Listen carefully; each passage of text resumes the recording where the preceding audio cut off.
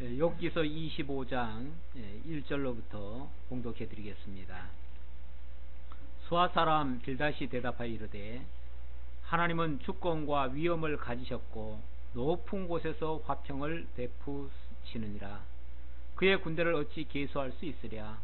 그가 비추는 광명을 받지 않는 자가 누구냐.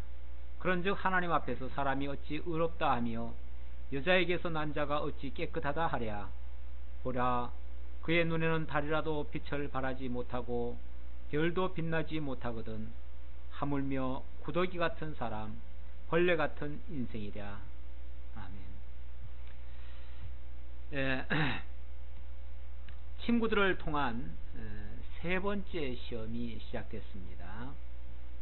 22장부터가 시작인데 어느새 중반을 훌쩍 넘었네요.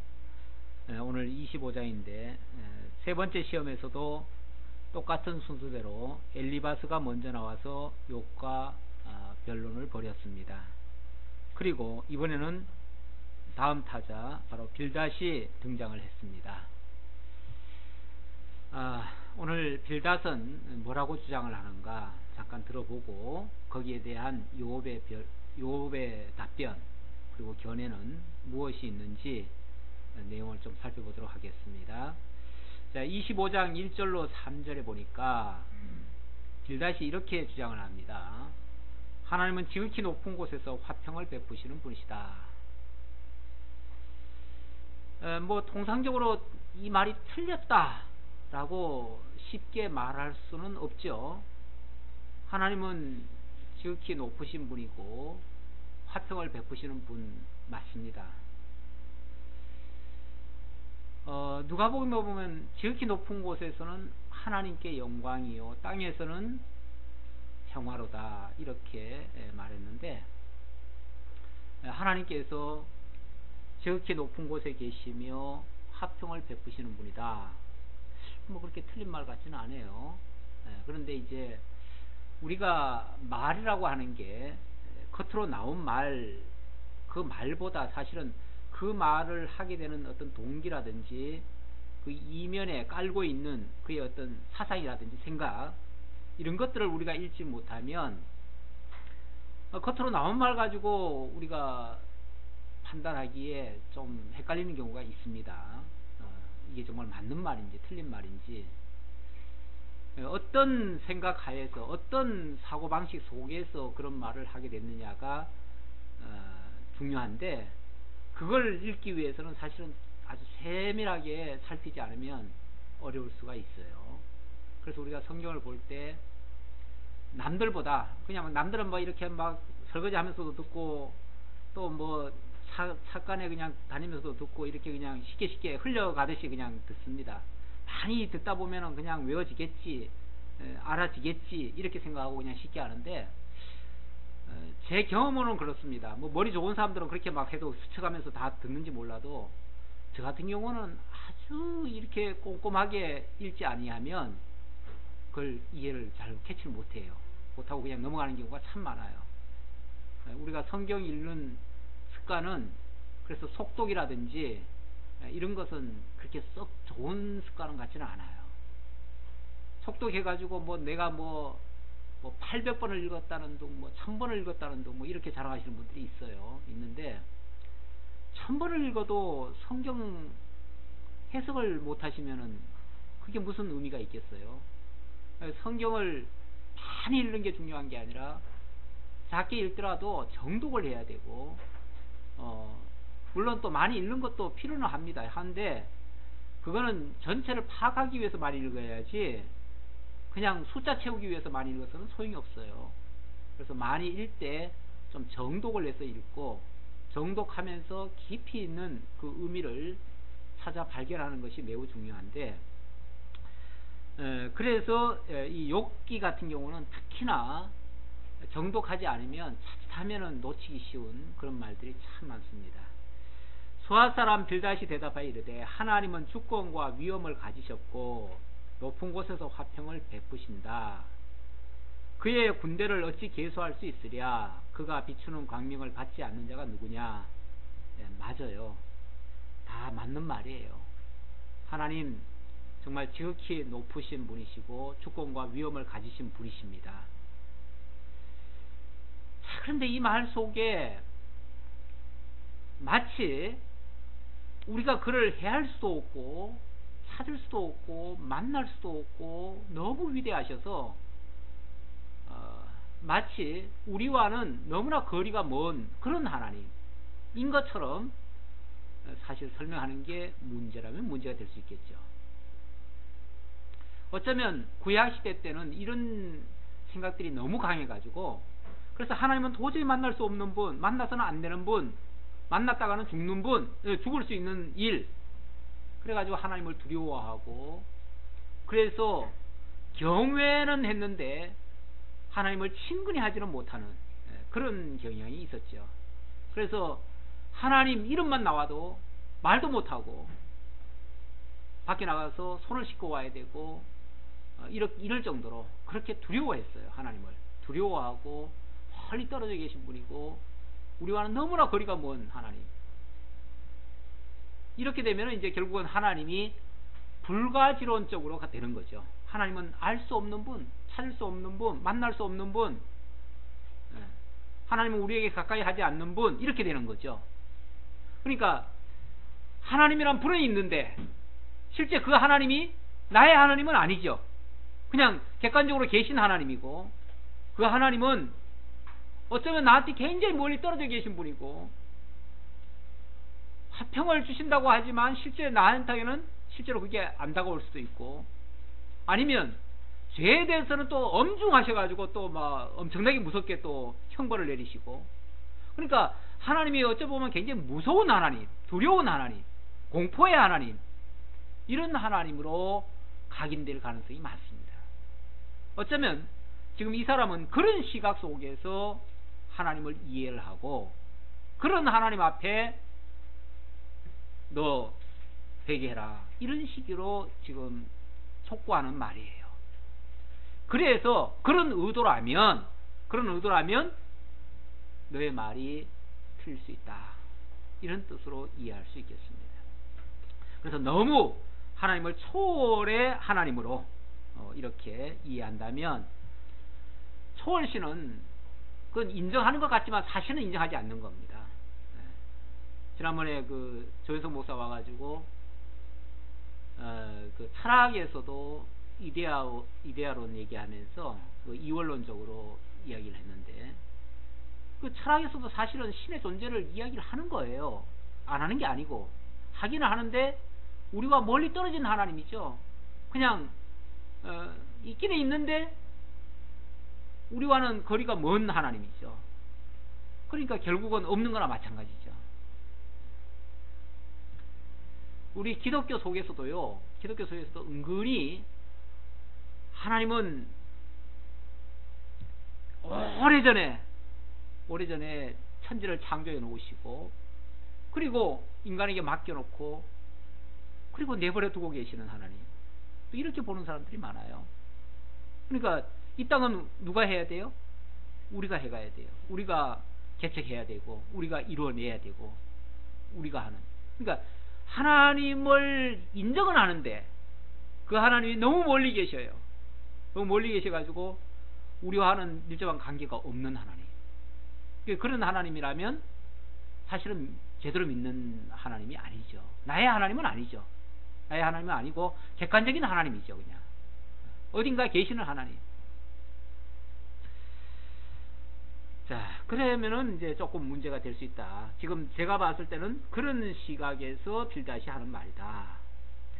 두 번째는 하나님은 지극히 높으신 분이라고 얘기하면서 한편으로는 인간은 너무나 또 형편없는 존재, 구더기와 벌레 같은 존재, 불결한 존재, 그래서 하나님 앞에 가까이 갈 수 없는 존재. 그러니까 하나님과는 거리가 너무 먼 인간이죠. 이렇게 되면 이제 또 하나님과의 관계가 완전히 끊어지는, 단절되는 결과가 되죠. 4절로 6절까지의 말씀이 바로 그런 시각에서 하는 말입니다. 그런즉 하나님 앞에서 사람이 어찌 의롭다 하며 자기 여자에게서 난 자가 어찌 깨끗하다 하랴. 보라, 그의 눈에는 달이라도 빛을 발하지 못하고 별도 빛나지 못하거든 하물며 구더기 같은 사람, 벌레 같은 인생이랴. 우리가 산송에도 보면 그런 거 있죠. 이 벌레 같은 인생 뭐 그러나요? 이 벌레 같은 뭐 나를 얘기를 하고 그렇게 얘기합니다.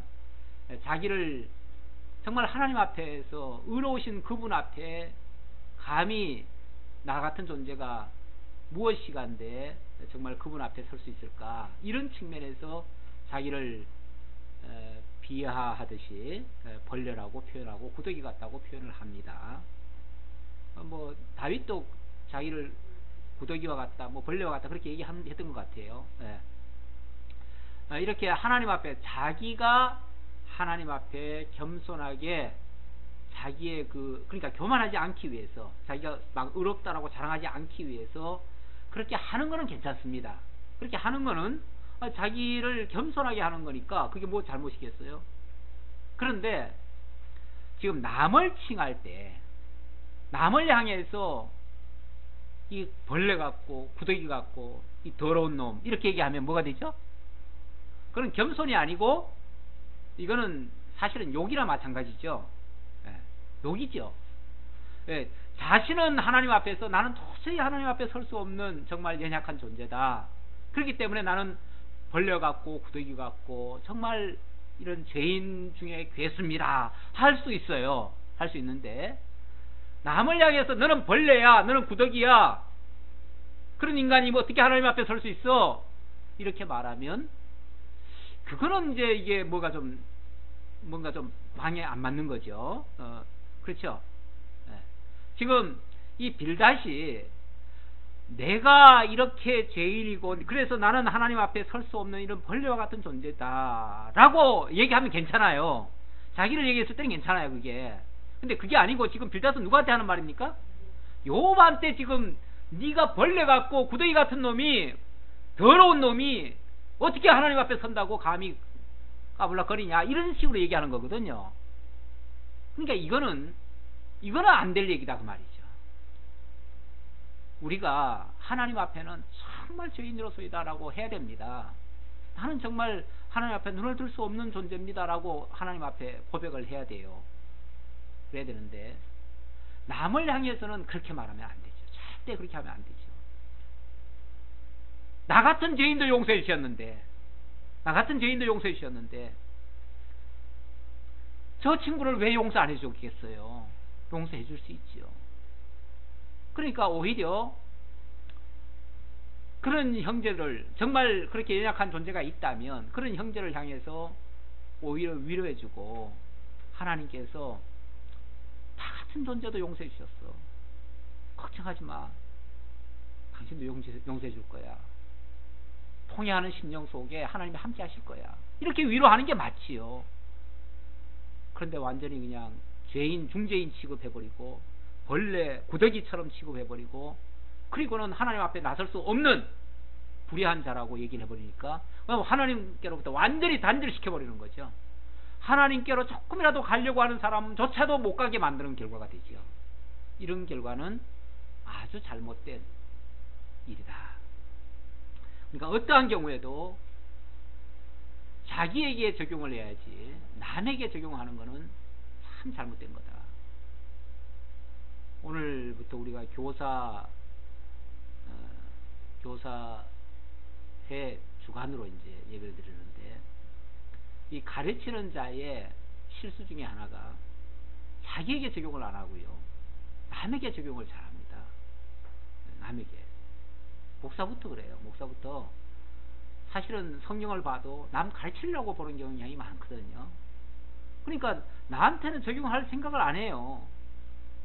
나한테 적용 안 하고 오늘 누구한테 이 말씀을 전해가지고 그 사람을 조금 제가 그랬다는 얘기로 또 들을까봐 또 그렇습니다만은 이게 은연중에 그런 생각이 들 수가 있어요. 그걸 노골적으로 하시는 분들도 있어요. 노골적으로 하시는 분들은 아주 그냥 노골적으로 칩니다. 어떤 사람은 겨냥해가지고 어떤 막 사례까지 들어가면서 노골적으로, 그러니까 듣는 사람 되면 알죠. 아, 저 얘기는 오늘 나한테 하는 소리구나. 완전히 겨냥해가지고 그냥 치는 설교를 해버리는 경우가 있어요. 굉장히 무서운 얘기입니다. 정말 하나님 앞에서 이 심판받을 짓이에요. 무서운 얘기예요. 우리가 감히 그렇게 할 자격이 없습니다. 우리는 예수 그리스도의 중매쟁이라고 그랬습니다. 중매쟁이가 나쁜 말 하는 거 봤습니까? 중매쟁이가 흉보는 거 봤어요? 중매쟁이는 무조건 좋은 소리 하게 돼 있어요. 무조건 예수 좋은 소개해주고 그냥 예수님께도 그냥 좋게 얘기해줘야지. 그렇죠? 네. 사실은 어떻게 해서든지 화목을 시키는 역할을 해야 되잖아요. 어떻게 해서든지 연결을 갖도록 그리스도와 성도 간에, 머리와 지체 간에, 정말 아버지와 아들 간에 혹이라도 불협화음이 있었다 할지라도 그걸 가지고 막 들춰내가지고 그 아픈 곳을 막 쑤시고 막 째고 이러는 게 아니고, 말이 좋아서 수술이라고 그러지 사람을 죽이는 거거든요. 반 죽이는 거거든요. 네. 사실 목사는 이게 말로 다 하잖아요. 그러니까 말로 사람 죽이기도 하고 살리기도 하고 해요. 근데 벌써 시각이 그쪽으로 돌아가기 시작하면, 남에게 적용해가지고 가르칠 목적으로만 한다면 굉장히 무서운 이게 표현이 될 수 있습니다. 그래서 그 언어로 사람을 죽여요. 무서운 얘기예요. 어떻게 해서든지 하나님을 바르게 증거하고 하나님께 연결되도록, 하나님과 연합하도록, 하나님께 돌아오도록, 그러려면은 하나님의 자비와 용서, 하나님의 사랑과 은혜, 이런 것을 전해주고 그렇게 해야죠. 그렇게 해야 되는데, 그렇게 못했다면 그 자체는 가르치는 자로서는 또는 신방자로서는 불합격입니다. 불합격. 지금 냉정하게 말하면 지금 빌닷은 요업한테 뭐하러 온 사람입니까? 요업을 위로하러 온 사람이에요. 신방하러 온 사람이에요. 신방 와가지고 한 수 가르쳐 주겠다면서 완전히 사람을 죽일 놈 잡듯이 하는 거예요.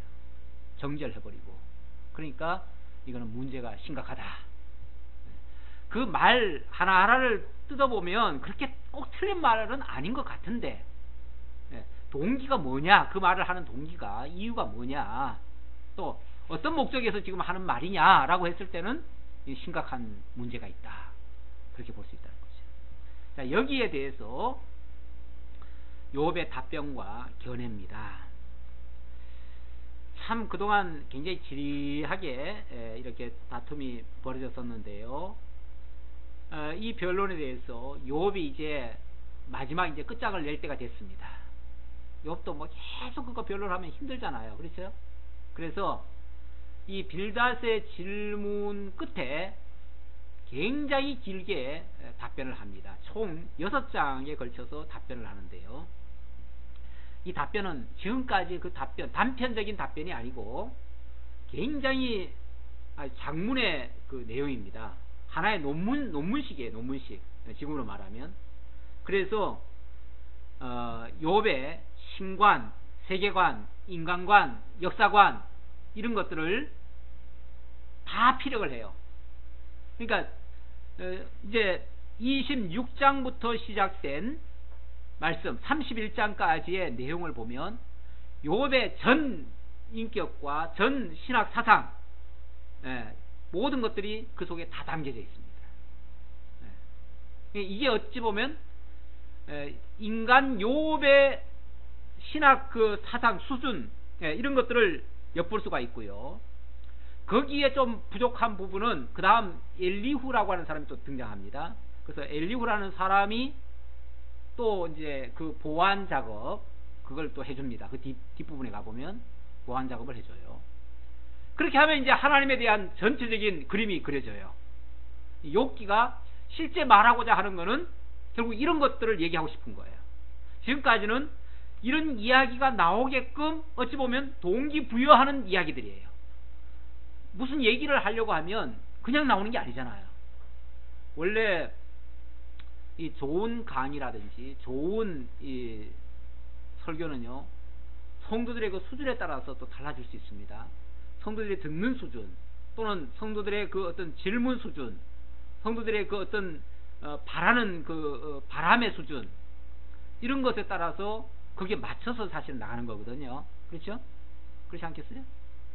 여러분들이 계속 구하는 게, 목사 입을 쳐다보면서 보는 게, 언제나 나는 복을 받을까?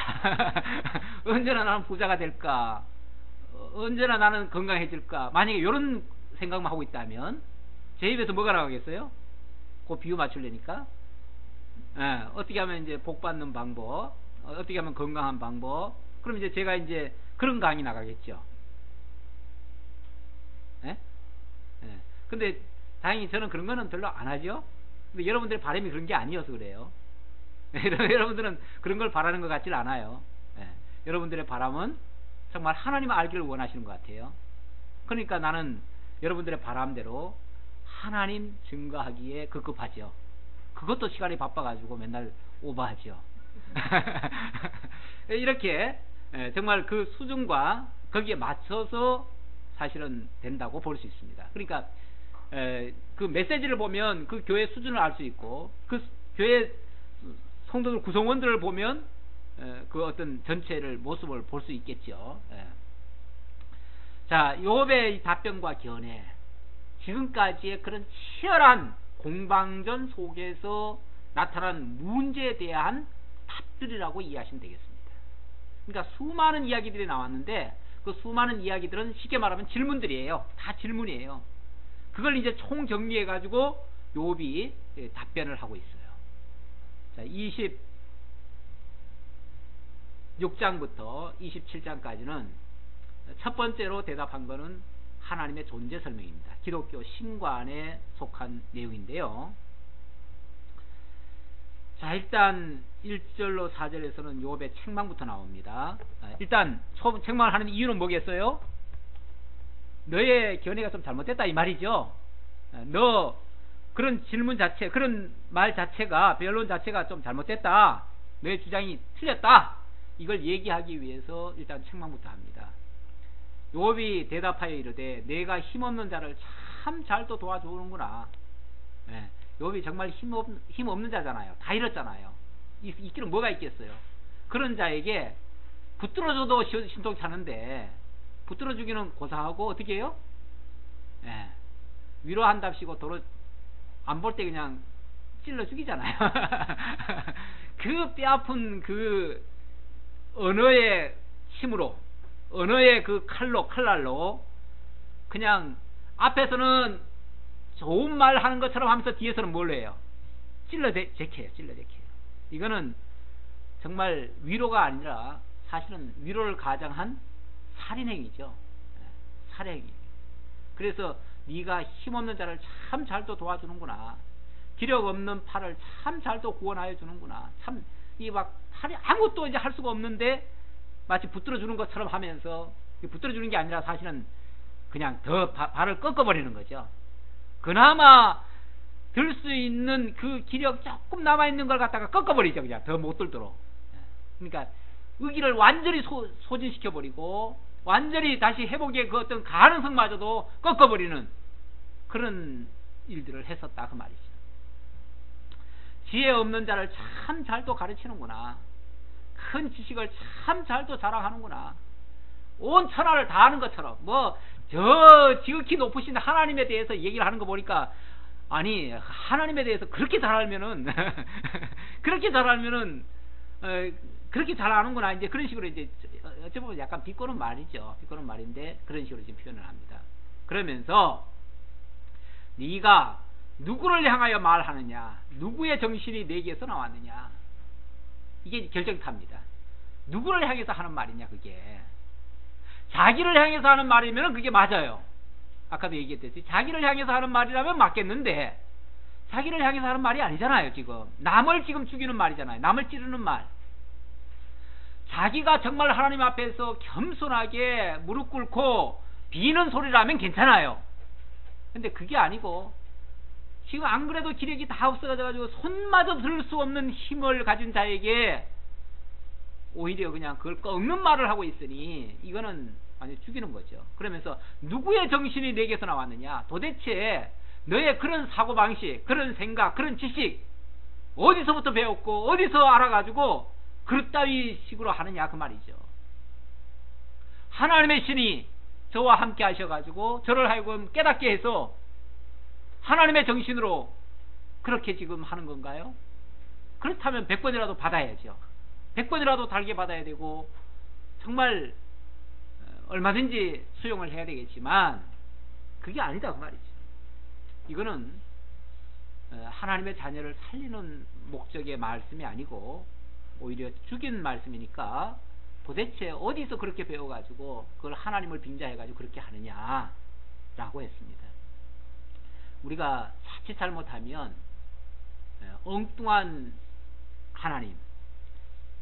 하나님의 그 바람대로 이렇게 일처리할 수가 있습니다. 자, 5절로부터 10절. 진짜 하나님의 주권은 무엇이냐? 니같이 그렇게 이제 하나님은 지극히 그냥 높은 곳에 계셔가지고 초월에 계셔가지고 마치 우리와는 상관없이 거기서만 평화로우신 분이시고 이 땅에는 막 진노나 퍼부으시는 그런 분인 줄 알고 하는 말은 도저히 용납 못하겠고, 진짜 하나님은 그런 분은 아니다. 물론 지극히 높으신 하나님은 맞는데 그 하나님이 지극히 높으신 분이시기만이 아니라 사실은 그 높으신 분이 낮고 천한 곳으로 오셨잖아요.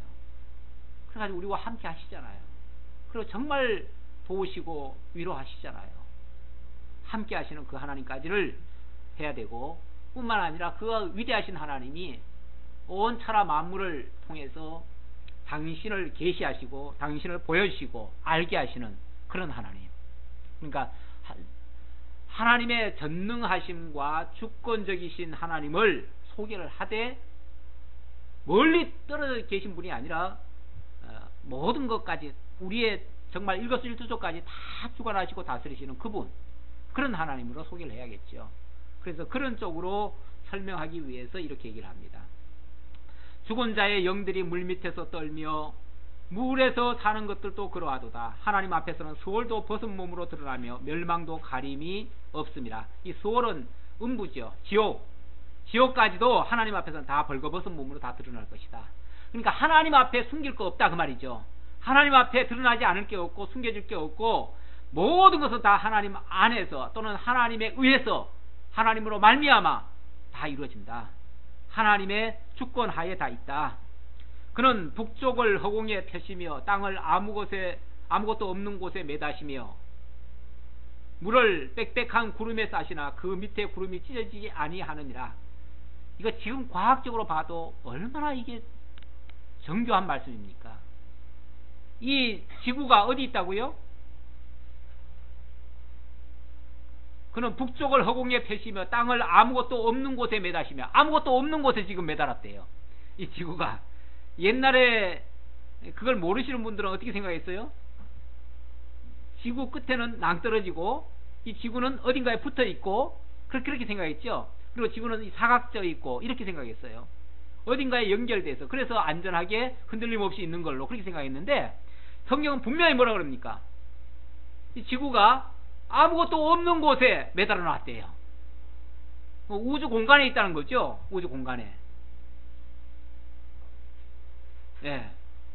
그리고 물을 빽빽한 구름에 쌓았어요. 저 구름 주머니, 구름이 뭐죠? 옛날에는 그냥 이게 뭐 뭉게구름 이렇게 그냥 그게 별개로 이렇게 있는 줄 알았는데 알고 보니까 이게 물주머니예요. 물주머니. 그렇죠? 물을 이렇게 싸가지고 안개라고 하는 걸로 이렇게 뭉쳐져 있어요. 뭉쳐져 있다가 필요하면 그게 또 쏟아져 가지고 물이 돼서 비로 돼서 내려오잖아요. 네. 과학적으로도 너무나 정말 맞는 그런 말을 하고 있죠. 그는 보름달을 가리시고 자기의 구름을 그 위에 펴시며 수면의 경계를 그으시니 빛과 어둠이 함께 끝나는 곳이니라. 예, 하나님께서 이 우주를 이렇게 지으시고 우주 삼라만상을 하나님이 친히 다 주관하시고 다스려 가신다. 그렇게 다 운행하시고 질서 있게 섭리해 가신다. 그렇게 하나님께서 그렇게 하셨다는 것을 설명을 합니다. 자, 그 다음에는 하나님의 그 주권의 영역이 어디까지냐를 얘기하는데 11절로부터 14절까지 영계까지 주관하고 있다. 그가 꾸짖으신즉 하늘 기둥이 흔들리며 놀라느니라. 그런 능력으로 바다를 잔잔하게 하시며 지혜로 라합을 깨뜨리시며. 자, 저 바다 지혜로 라합이라는 말은 이건 그 용들 또는 뭐 악한 영들 이렇게도 말할 수 있습니다. 악한 영들. 예. 깨뜨리시며 그의 입김으로 하늘을 맑게 하시고 손으로 날렵한 뱀을 무찌르시나니. 이 뱀이라는 거는 사실은 이거 사단의 권세를 두고 하는 말이에요. 결국 모든 영계까지, 그러니까 하나님의 영역이 미치지 않는 곳이 없다 그 말이죠. 하나님의 영역이 미치지 않는 곳이 없다. 하나님이 다 그 모든 것을 다 주관하신다. 보라, 이런 것들은 그 행사의 단편일 뿐이요 우리는 그에게서 들은 것도 속삭이는 소리일 뿐이니 그의 큰 능력의 우레소리를 누가 능히 헤아리랴. 그런데 그런 것도 사실은 하나님이 하시는 전 역사에 비하면 새바르 피다 그 말이죠. 시작에 불과하다. 단편에 불과하다. 지금 다 열거할 수가 없어서 그렇지, 사실은 이 우주라고 하는 게요, 옛날에는 이 해, 달, 별 이게 중심으로 해가지고 이게 우주인 줄 알았어요. 우주인 줄 알았는데 이게 과학이 발달하고 보니까요, 이런 것들의 수천 수만 배 되는 것들이 은하계로 해가지고 이런 것들이 하나의 은하계가 돼가지고 이 은하계가 또 수천억 개 수만억 개 있다는 거죠. 이거 도대체 측량이 안 된대요. 그러면서 또 뭐 그제가 아니죠. 몇 년 전에는 뭐 이 빛이 지금까지는 제일 빠른 속도라고 그랬는데 빛보다 더 빠른 속도가 있다고 그랬어요. 그걸 발표했는데 그제는 또 그것도 취소하더라고요. 과학자들이 취소하고 또 뭐 어떤 은하계까지 가는데 뭐 3천 몇억 년을 가야 된대요.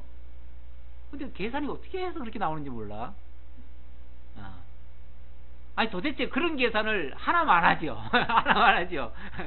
아니 그건 어디에 근거해서 그런 계산이 나옵니까? 난 도대체 그 계산하시는 분들을 보면 난 과학자들만큼 뻥 센 사람들도 없다고 봐요. 뻥이 너무너무 심해요. 사실은 헤아릴 수가 없습니다. 헤아릴 수가 없어요. 인간의 계산법으로 계산이 되는 게 아닙니다. 이 우주가 얼마나 광활한지 그 광활한 걸 하나님이 다 만들어 놓으시고 질서 있게 하나도 어긋남이 없이 어느 행성에 있는 어느 별이 몇 천년 후에 그러니까 몇 천억 년 후에 지구에 와서 충돌한다. 그걸 이제 발표했어요. 그 말이에요. 그 말인데 도대체 그 계산이 어떻게 나오냐고. 그게 물론 자기네들은 다 계산이 있겠죠. 계산법이 있겠죠. 있는데 이게 얼마나 쉽게 얼마나 변화무쌍하게 지금 바뀌는데요. 그렇잖아요. 어제 있던 별이 오늘 수없이 떨어져요. 또 없던 별들이 또 수없이 만들어지는 것 같고요. 그런데 어느 곳에 있는 그 별이 그 행성이 여기를 온다는 것이 와가지고 충돌해가지고 지구가 멸망하기까지 몇 천억 년이 걸린다는데 그게 어떻게 계산이 그렇게 나오냐고요. 이거는 뭐 진짜 너무 이 불교에 가면요, 불교에는요 진짜 불교 이 종교 중에서는 제일 뻥이 심한 데가 불교입니다. 불교는 전부 다 연수를 억겁년이라고 해요. 억겁년. 억년도 많은데 억겁년이래요. 이 겁이라고 하는 거는 억이 얼마가 모아져야 겁이 돼요. 그러니까 이거는 해낼 수 없는 숫자예요, 사실은. 근데 불교는 그렇게 억겁년을 이렇게 돌아가지고 오늘 우리가 있대요. 그러니까 이게 뻥도 보통 뻥이 아니죠.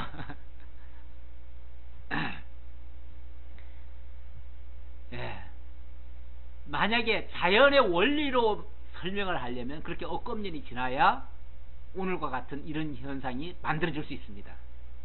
그런데 하나님이 하시면요, 억겁년이 걸려서 할 수 있는 그 일을 하나님이 한순간에 하시죠. 빛이 있으라 하셔가지고 하시는 거잖아요. 그런데 다른 데서는 다 저절로 그렇게 만들어진다 그러는데 하나님은 만드셨다. 당신이 만드셨다. 그 만드셨다고 하는 걸 증거를 하는 거죠. 어느 게 더 정확해요?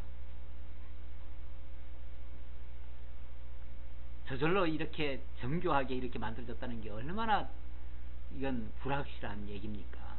그러나 만들었다는 거는 우리도 만들면 있잖아요. 예를 들어서 우리가 이 천지를 만들었다는 얘기가 아니라 우리가 만들 수 있는 게 존재하잖아요. 그러니까 지금 존재하는 거는 거꾸로 말하면 만들었다는 얘기죠. 그렇잖아요. 만들었다는 얘기죠. 자, 그 다음, 자, 이런 가운데서 26장이 다 끝났네요. 26장 오늘 여기까지 합시다. 여기까지 해서 하나님의 그 위대하심은 위대하심대로 증거를 하고, 그 앞에서 인간이 연약하면 연약한 대로 증거하고, 다만 그것을 하나님 앞에서 하나님 배우는 겸손한 자세로서의 입장은 존중하되, 이걸 가지고 남을 정죄하고 죽이는 일에 쓰는 것은 옳지 않다라는 것까지 말씀을 드렸습니다. 기도하겠습니다. 아버지 하나님, 참으로 감사합니다. 욥기를 통해서 배우면 배울수록 하나님의 위대하심, 하나님의 전능하심, 하나님의 지혜로우심, 하나님의 무한하심, 하나님의 은혜로우심을 깨닫게 됩니다. 하나님, 이러한 은혜와 사랑, 정말 우리가 많이 배우면 배울수록 더욱 겸손해지고 하나님 앞에서 자신을 낮추고 더욱 남을 나보다 낮게 여기고 존중하고 사랑하고 위로하고 돕는 그러한 아름다운 신앙의 모습으로 발전해 갈 수 있으리라 믿습니다. 이러한 믿음 가지고 늘 또 한 주간도 승리하며 살아갈 수 있도록 역사해 주옵소서. 예수님의 이름으로 기도하옵나이다.